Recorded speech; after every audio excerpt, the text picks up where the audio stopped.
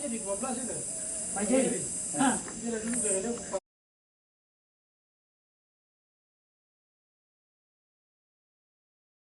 Para pemilik tanah di Jalan Kontainer, Kelurahan Kalasuat, Distrik Sorong Timur, Kota Sorong, yang diduga menjadi korban praktek mafia tanah, mulai bersuara menceritakan apa yang mereka alami, sehingga kehilangan hak-hak atas tanah yang sudah menjadi milik mereka selama puluhan tahun. Saat media ini menemui Loirencius Bongo dan Maria Kinogum di rumah mereka di kilometer 16, pasangan suami istri ini secara terbuka, kemudian menceritakan apa yang dialami mereka, hingga terpaksa menjual tanah kepada oknum mantan Kabinda Papua Barat, Jerry Waleleng bersama pemilik hak ulayat Salmon Osok, yang datang ke rumahnya berkali-kali disertai banyak orang yang diduga anak buah Jerry, agar mereka menjual tanah mereka seluas 50 kali 25 meter persegi. Sembari menunjukkan surat-surat pelepasan disertai kwitansi pembayaran pelepasan, Loirencius Bongoy mengatakan keluarganya memiliki tanah seluas 10 hektar yang dilepas almarhum Domingus pada 29 Juni 1992 seharga 3 juta rupiah kala itu. Loirencius Bongoy bersama istrinya kemudian memanfaatkan tanah itu untuk menafkahi keluarga hingga saat ini. Bahkan dari hasil tanah itu, Loirencius dan istrinya berhasil menyekolahkan anak-anaknya hingga keluar daerah. Sekitar tahun 2022, Salmon Osok bersama Jerry Waleleng mendatangi rumahnya untuk membeli tanah seluas 50 kali 25 meter persegi seharga hampir 200 juta rupiah, yang dibayar sebanyak 4 kali. Loirencius bersikeras tidak akan menjual tanah yang selama ini menjadi penopang hidup keluarganya, namun Jerry bersama anak buahnya terus mendatangi rumahnya untuk membeli tanah mereka, walaupun Loirencius bersikeras tidak akan menjual tanah tersebut. Namun karena terus-menerus didatangi, suami istri yang hanya mengenyam pendidikan sekolah dasar ini, terpaksa menjual tanah mereka seluas 50 kali 25 meter persegi. Sementara sisa tanahnya masih 9 hektar lebih. Saya punya lahan yang ada di dalam itu ada 10 hektar. 5 hektar satu pelepasan dan 5 hektar satu pelepasan. Jadi 5 hektar Bapak punya nama, 5 hektar Mama punya nama. Jadi jumlahnya 10 hektar. Saya beli sesuai dengan harga yang dikasih Bapak Domingus Osok. Dikasih saya 1 hektar 300.000 tahun 1992 yang saya beli itu. Saya beli sesuai dengan harga tanah yang tuan tanah dia kasih. Saya beli dengan 3 juta waktu itu. Nah, pelepasan ada, jadi saya kasih keluar. Saya kasih keluar dia di pasar Monosok, dia baca, dia lihat. Baru dia kasih tahu saya, dia bilang, Bapak, batas koram ini, lari ke belakang itu saya sudah jual. Hanya yang saya kasih tinggal Bapak, 50 meter saja, 50 meter depan yang kena jalan kontainer itu. Nah, itu yang Bapak punya, sedangkan di belakang, batas koram itu lari ke belakang saya sudah jual. Sama Bapak Jerry, Pak Bim ini. Sudah, sampai situ saya langsung Pak Jerry bilang, sudah, nanti Bapak saya bayar, Bapak punya hak, sudah. Nah itu memang waktu itu dia jawab itu. Saya tidak itu, saya jadi penasaran pikir, wah kenapa sampai bisa lompat begitu. Saya juga sudah bertempat puluhan tahun ya. Kalau kita mau dihitung mulai dari 92 sampai saat yang saya bicara ini, bukan main, saya bertahan di hutan itu. Baru tanah itu bukan free. Kalau kau jual dengan di luar pelepasan saya, oke. Saya jawab waktu itu, saya kasih keluar pelepasan, Bapak kalau lihat di dalam pelepasan ini saya punya. Kalau di luar pelepasan silakan, Bapak boleh jual. Pernah saya tekan waktu itu. Tetapi karena ya begitulah, karena itulah. Akhirnya Pak Jerry bilang sudah nanti Bapak saya bayar. Saya bayar Bapak punya hak. Nah, setelah itu, dia minta pertama, Pak Jerry, dia minta pertama, hanya 25 kali 50 itu dia minta. Dia mau bikin jalan masuk di dia punya lahan di belakang. Jadi saya pikir kalau di belakang tidak ada lahan yang free. Di belakang ini saya punya tanah semua itu loh. Kenapa kok bisa begitu? Saya sudah jadi penasaran pikir waktu itu. Nah, penasaran. Kalau mau bikin di belakang yang koram itu ke bawah sana, itu saya punya pelepasan. Saya mau tekan suara tidak bisa ya, saya sebagai orang kecil ya, karena ya Bapak Bim juga ada, jadi mulai saya lemahnya di situ. Kalau masyarakat yang datang begini, saya hantam itu. Itu waktu itu, terjadinya itu. Nah setelah itu Pak Jerry menyatakan bahwa sudah Bapak nanti saya beri Bapak punya karena saya lihat Bapak punya pelepasan ini memang asli. Jadi sudah nanti Bapak saya bayar lagi untuk Bapak. Setelah itu pertama dia bayar 30 juta. Itu mengenai jalan yang dia mau bikin masuk ke dalam itu. 50 kali 200 sabar. 25 kali 50 itu dia punya maksud, Pak Jerry punya maksud. Untuk dia membuka jalan ke dalam, ketemu dia punya lahan di belakang. Nah itu tadi saya sudah katakan tapi salah ya, saya mau jawab kurang lagi.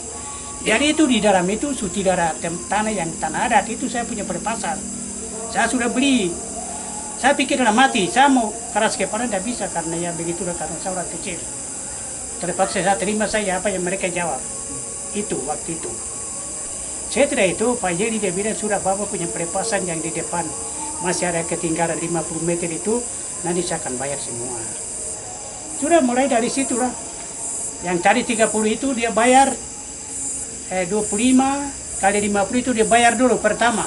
Terus kembali dan dari belakang lagi dia bayar lagi 75 lagi. Terus bayar lagi 75 lagi. Terus bayar lagi 15. Jadi 4 kali bayar. Tanah yang depan saja. Kalau belakang saya tidak tahu, hilang total.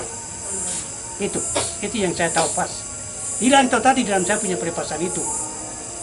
Tidak pernah komunikasi dengan ya, tidak ini Bapak punya tanah sekian. Di belakang saya sudah ambil. Jadi sekian hektar yang saya ambil, tidak pernah komunikasi itu. Jadi anak yang 10 hektar itu nanti, anak pergi jadi ke pertanahan daftar. Saya sudah bayar pajak dan tujuan lagi. Ini saya lucu, saya ini bikin apa ini? Orang-orang. Sementara itu, Maria Kinogum sangat menyesal lantaran tanah yang sudah menjadi hak milik mereka sejak tahun 1992 dirampas oleh Salmon Osok dan Jerry Waleleng. Mereka ingin mempertanyakan hak milik mereka ke Salmon Osok, namun suaminya enggan berurusan dengan oknum mantan anggota BIN tersebut, karena mereka hanyalah orang kecil di mata hukum. Kasihan tanah itu kita jaga. Dari 1992 kita berkebun dan kita jaga tanah itu sampai 30 tahun. Baru datang orang angkat begitu saja. Kita rasa rugi. Jadi dong sudah jual, tapi kita mau kembali. Anak-anak dan saya mau kasih tahu siapa orang 1 Januari Kinogum, kita mau pergi cek sama Salmon. Engkau jual berapa? Engkau bisa ganti tanah atau tidak? Kau bayar kembali sama kami. Kita mau pergi cek, sedangkan bapak ini dia tidak mau. Dia tidak mau, jangan pergi urus ini urus itu. Kas tinggal sudah. Dia sebagai tentara, kami sebagai orang kecil. Jadi kami biarkan sudah. Kita pasrah saja. Begitu. Tapi Mama berharap tanahnya kembali. Ya, saya menyesal juga tanah itu harus kembali sama kami atau Salmon dia bayar kami tanah itu. Kita berharap-harap begitu, tapi belum ada lewat pembicaraan sama Salmon juga. Tidak ada pembicaraan kepada Salmon, tidak ada.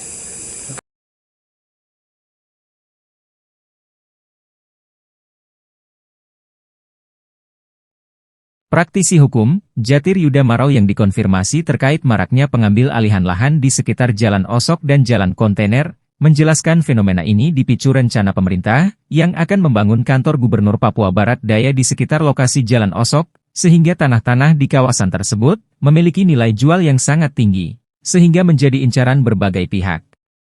Sebenarnya pengambil alihan lahan ini tidak akan terjadi jika Badan Pertanahan Nasional Kota Sorong harus selektif dalam menyelesaikan masalah ini.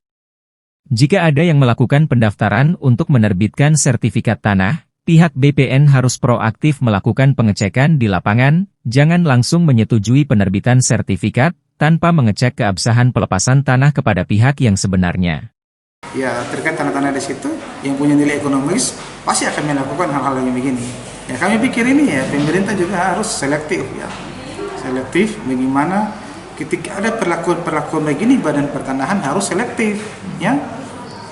ketika ada yang melakukan pendaftaran di sana harus melakukan pengecekan, ya.